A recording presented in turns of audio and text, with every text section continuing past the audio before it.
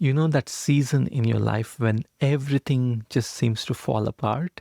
Your faith, your purpose, even your sense of self seems to vanish. This is known as the dark night of the soul. But let's be honest, it's not darkness, it's protection. What if I told you, even all this suffering, all this pain that you are going through right now is actually happening out of love for you? It's love trying to guide you home back into the light. But that love, that protection that is happening out of love is sometimes misguided. And actually, you can really transform this entire experience of the dark night of the soul into something that is such an elevating and beautiful and transformative experience. You just have to know what's really happening, and that's what I'm going to cover in this video. And if you are going through the dark night of soul, I think this will be very valuable for you. Because for me, this understanding, even though it came a little bit later, after going through the dark night of soul, it was still very transformative. After many years of suffering through depression, feeling like I don't want to live anymore, even when I had such a loving family, even when I had so many friends and I had enough money, I had a nice car, nice motorcycle, everything was fine on the outside. Something deep within me was just feeling completely lost. I don't know if you can relate to this, but there was a moment in my life where I had this identity crisis. It actually happened through this one evening. I was in Bangalore, South India, um, at my parents' house. And at that time, I was an actor.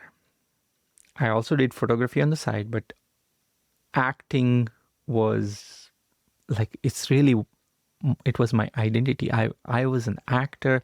I wanted to be a hero. Actually, I was in lead roles, and my movies were coming out in theaters. And after my movie had released recently, where I was the hero, um, I was invited to a party where all the people that would take me to the next level in the career were going to come. Different directors and producers and different actors, film people in the industry who I should have networked with.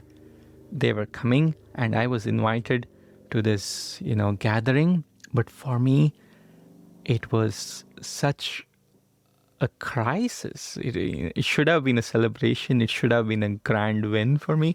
But it was a crisis for me because I found myself standing in front of my closet, and I was trying to pick what to wear. Very simple. We do this every single day, but that day was different. I was trying to pick what to wear, and that became somehow the inner conflict being kind of externalized, the outer reflection, where choosing what to wear for me somehow meant I'm trying to decide who I am. It was such a deep identity crisis that I just couldn't come to resolution between the two me's mainly. We all have many me's inside. Like all the roles you play in your life become little me's. Like, oh, I'm a brother, I'm a son, I'm a father, I'm a sister, mother, all these different kind of things. And I'm an employee, I'm an employer, I'm a good person, all these self definitions that we may have. And, usually they can all coexist, usually. But every once in a while, you have reflection, a contemplation when you're going into spirituality especially, there is this whole kind of self-discovery process that happens. And in that self-discovery, you're like, who am I? Ramana Maharshi, this author, where's their book? Ramana Maharshi. Um, I am here because of this amazing teacher. This book, if you haven't read this book, Who Am I? It's such a great book to read. But this was even before I came across Ramana Maharshi, because this is a very natural process that happens. You don't have to read this book, Ramana Maharshi's Who Am I, to have that urge to know yourself. This is one of the deepest questions that humanity has faced. Like, why are we here? Who are we? What's the purpose of us being here, right? So for me, I was like, who am I? Am I this actor, this, hero in this movie who is trying to become popular and make a career out of movies? Or my other identity, I am the son of two amazing healers. My father and my mother helped about 1 million people in India, and at that time they had a huge following. Like thousands of people would come and take their blessings, and my father was on TV and all this. We had a bunch of devotees, my father and mother, right? So at the same time, I was like, or am I the son of a guru who's supposed to, act in a certain different way? Because in my mind, also because in Indian society there is this expectation that if you're spiritual, you should behave in a certain way, and if you are an actor, it's a completely different profile, right? And also because I was going to this kind of gathering, it's like a party, and you get to meet everybody. So I was like, I'm going to this party in the industry, getting to know people, like, as a spiritual person who was really interested in spirituality, and, the son of a guru. Who am I if somebody sees me there at the party who's also a devotee of my father, or knows my father from TV or something, right? Who am I? Like, so that question of how other people saw me became internalized, and I had this conflict, and I was standing in front of the closet for hours, not knowing who I am, and I had a breakdown. I had a crisis which made me kind of shut down, and I couldn't decide. And that is when I was at the peak, or near the peak of my dark night of the soul, when all that I thought I was seen to be false, seen to be actually an illusion. And I just couldn't understand why this was happening to me. So instead of seeing the greater gift in it, which I later realized, at that time, I thought my life was meaningless because it doesn't matter what I do now, I'm anyway going to die. So this acting is temporary, this being the son of a guru, like, it became apparent to me that none of these are actually true anyway, because, like, when I think about it in this term, this feels true. When I think about it as an actor, that feels true. Like, what is real anyway? Then both of these seem to be my opinions because they change all the time, right? So they were not based on something that was permanent. So I saw the impermanence in all of it. And that made me go through more and more deeper kind of meaninglessness around life. Like, so if my identities are temporary, Like my name is temporary, my whole story of who I am is temporary, and this whole lifetime is temporary, and this whole of humanity is temporary. I went into deep nihilism and saw how, like, it doesn't matter. Not in a good way. It doesn't matter in a very empty and meaningless kind of way. And I just got so depressed. I just got completely demotivated that I couldn't get out of bed for days. I had absolute no reason to even drink water, eat food. I actually didn't drink even a sip of water for like 3 or 4 days. Didn't eat. It was just like I guess, let's see what happens if I don't do anything. It doesn't matter anyway. You know how the mind goes all in on it? I don't know if you've experienced any of this. I hope this is resonating with you in some way. Now that I've gone through this, I'm laughing back at my own previous things. But when I was in it, it was just so dark and dreadful and depressing. Now I can laugh about it.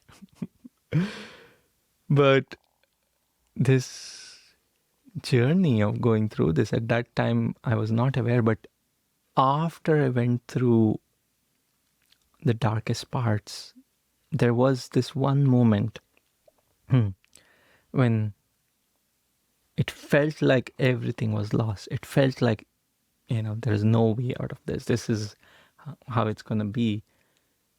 Something in my heart opened up.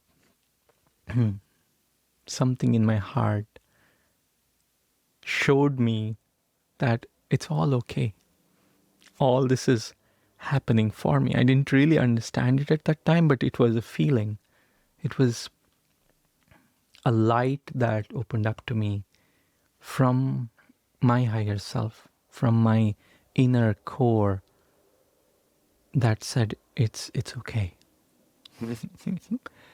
And I somehow trusted that. Thank goodness. And then I got deeper into my spiritual path.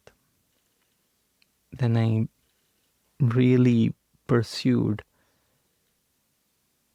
a higher meaning, a deeper purpose than just I, me, and mine.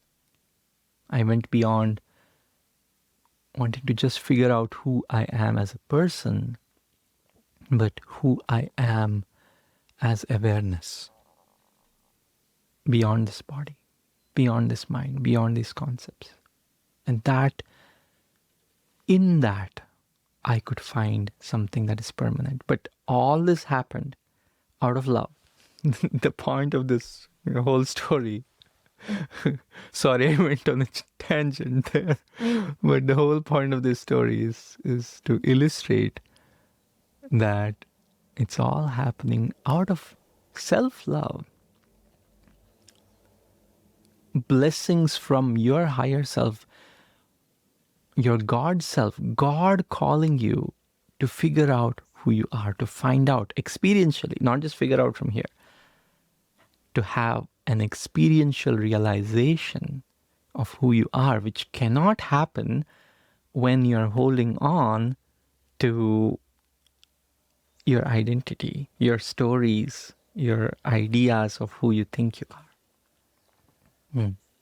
And this whole process came to me, it happened to me because I was seeking to find myself. I was deeply interested in spirituality since my childhood. I had my first awakening when I was about 5 years old, and I begged to Divine Mother, saying, I want to do my life's work. I'm here for spirituality. And I didn't realize what I was asking for. I was like so little.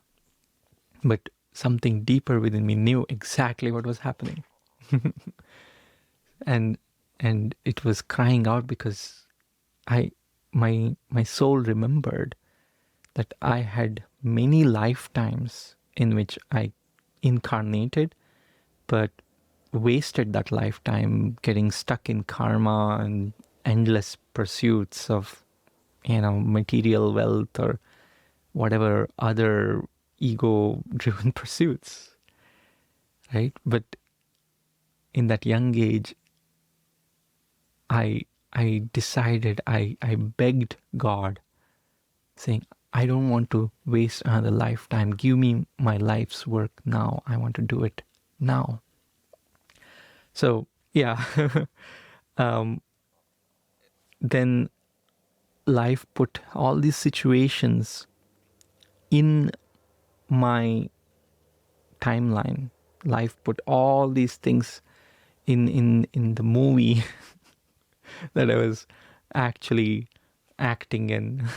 I thought I was a movie actor in front of the camera, but the whole life script was written by my higher self in a way that I would go through these experiences to realize the goal of my life.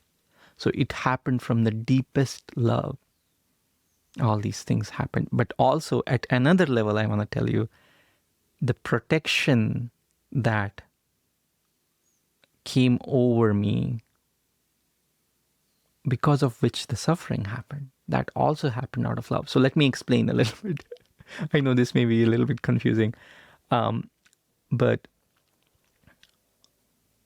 when my higher self, out of love, created all these situations, my ego self, the ego self is the story self, the identity self, the kind of like, oh, this is who I am. I'm an actor. I'm a photographer. I'm the guru's son. All these ideas, which are also aspects of us, but they are, smaller. They're like little selves. It's not the higher universal self, right? So the little self got so afraid. It got so confused, like, what is happening? I thought I was an actor. I thought I was the guru's son who later gonna be a healer like my father and mother. But now what is this happening? It's invalidated that I'm no longer this. Then who am I? So there is a self-protection mechanism.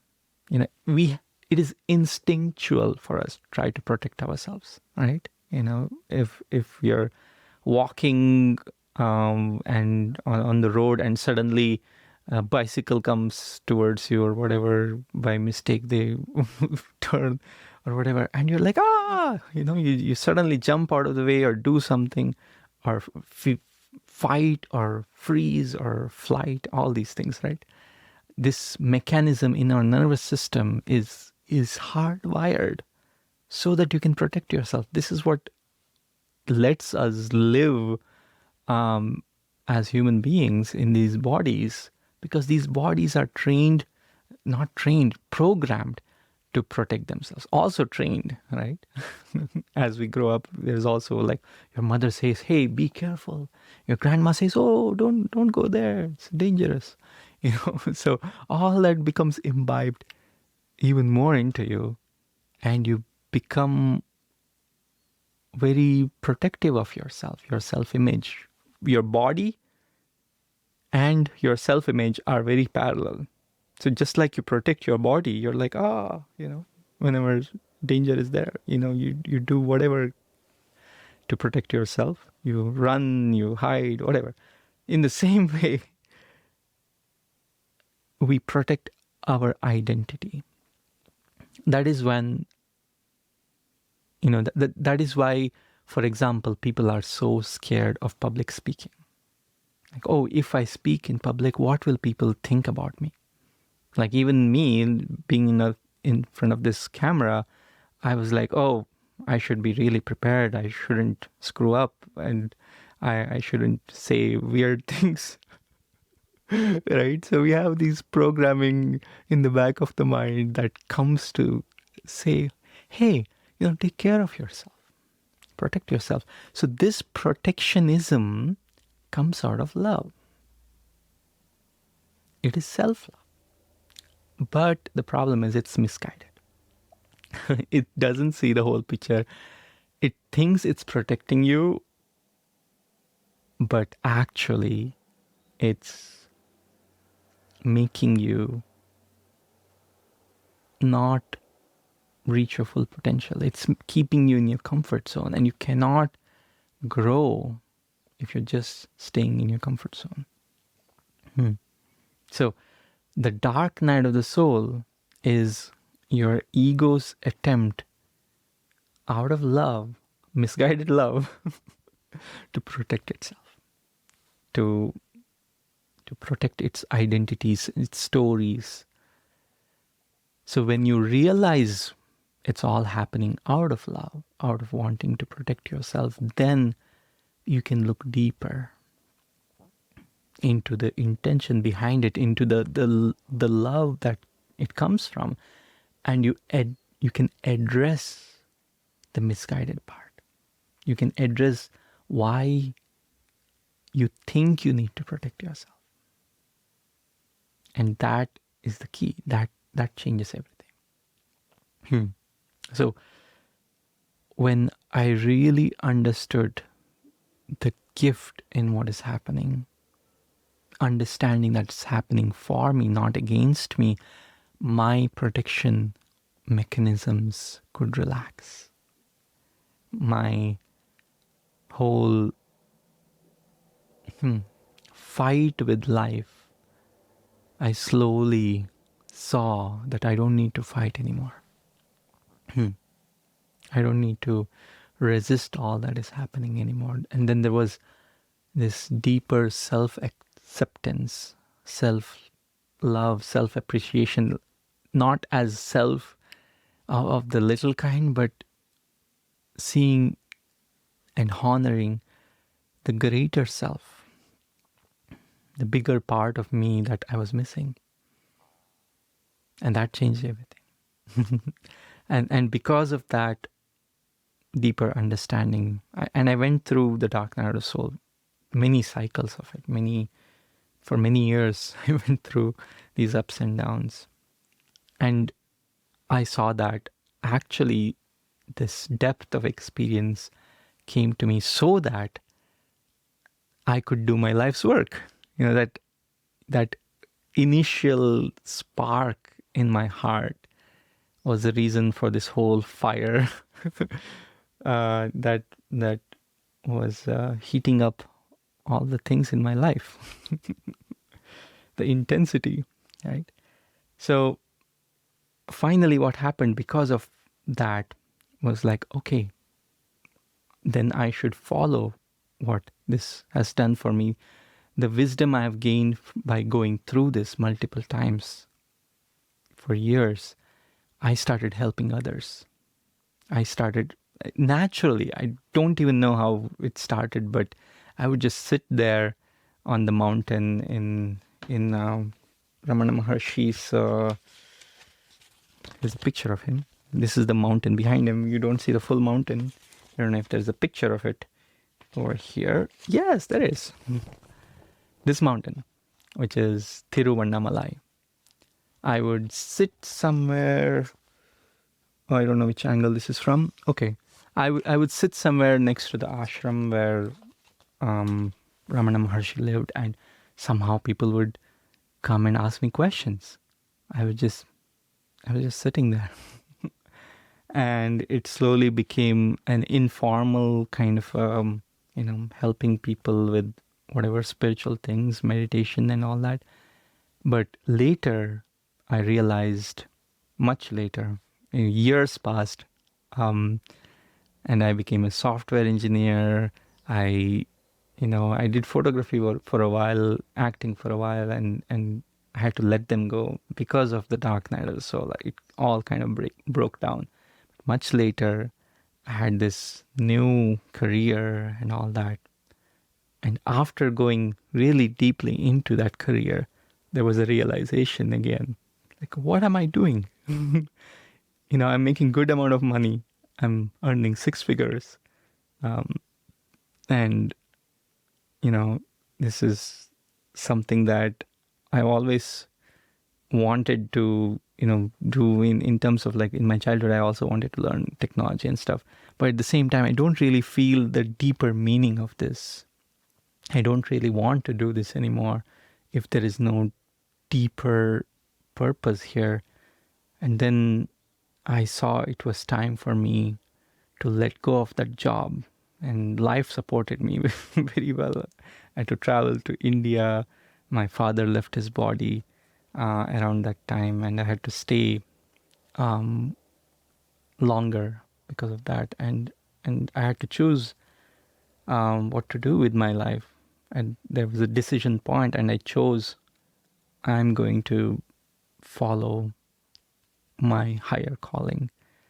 And I completely went into what the gift was given because of the dark night of the soul, which was the insight that showed me this pattern that happens not just in me, it happened, but it happens in everybody. In hundreds of people I've helped personally, or in thousands of people who have attended my workshops and such.